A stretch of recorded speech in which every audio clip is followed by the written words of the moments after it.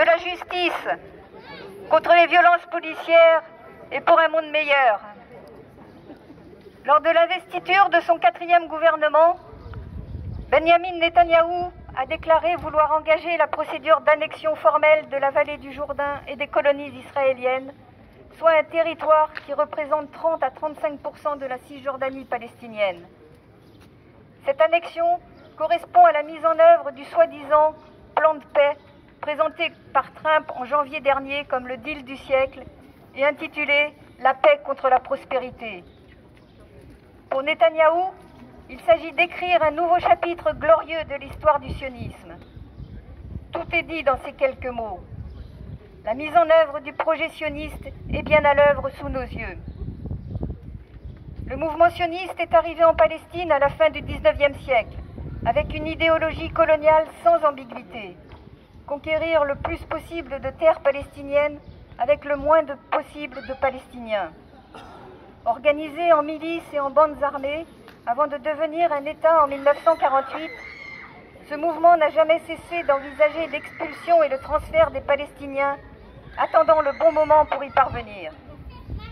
Pour Netanyahou, l'époque actuelle est un de ces bons moments, comme le fut la guerre de 1948-49, qui a permis d'accroître la superficie du territoire accordé aux Juifs, d'expulser 750 000 Palestiniens et de rayer plus de 500 villages palestiniens de la carte. Un bon moment, comme le fut la guerre des 6 jours, qui a permis l'occupation de tout le territoire palestinien, du Golan syrien et du Sinaï égyptien, et d'expulser à nouveau 350 000 Palestiniens. Un bon moment, comme le furent les accords d'Oslo, qui ont découpé la Cisjordanie en 3 zones, laissant les terres fertiles de la vallée du Jourdain, la zone C, sous entier contrôle israélien. Tout au long de sa courte histoire, Israël n'a eu de cesse de coloniser et de s'emparer du territoire palestinien, grignotant la terre, labourant les vergers, déracinant les oliviers, détruisant les habitations. Les zones rurales ont été vidées de leurs habitants pour offrir aux colons des lieux d'implantation vides de la population autochtone.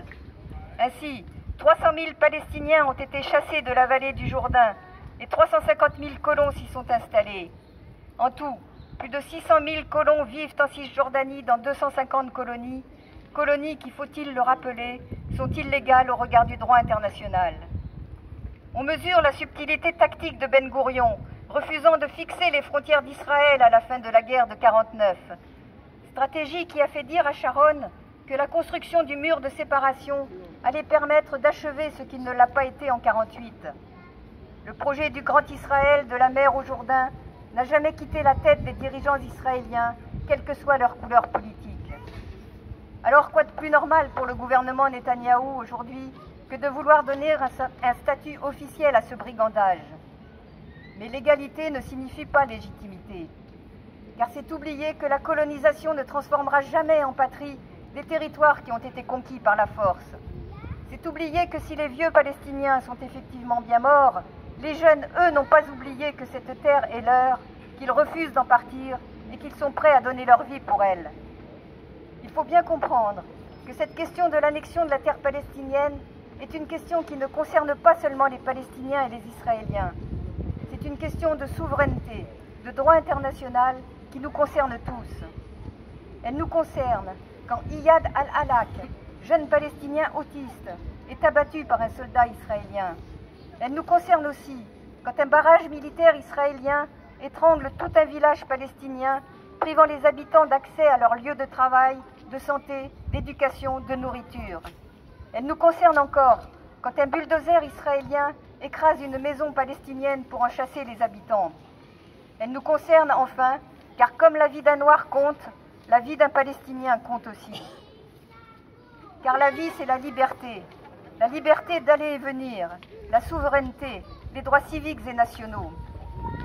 Le ministre français des Affaires étrangères, Jean-Yves Le Drian, a appelé les autorités israéliennes, je le cite, à s'abstenir de toute mesure unilatérale qui conduirait à l'annexion de tout ou partie des territoires palestiniens et a averti qu'une telle décision ne pourrait être sans conséquence sur les relations de l'Union européenne avec Israël. Mais rien sur les relations de la France avec Israël. Il faut aller plus loin que ces belles paroles maintes fois répétées et annoncer clairement, maintenant, des sanctions. Et pour nous, comme acteurs politiques, il est plus important que jamais de boycotter les productions israéliennes, que ce soit dans le domaine de la culture, du sport, des aliments, en nous appuyant sur le jugement de la Cour européenne des droits de l'homme, qui vient de conclure que l'appel au boycott ne constitue pas un appel à la discrimination et qu'il est protégé par la liberté d'expression.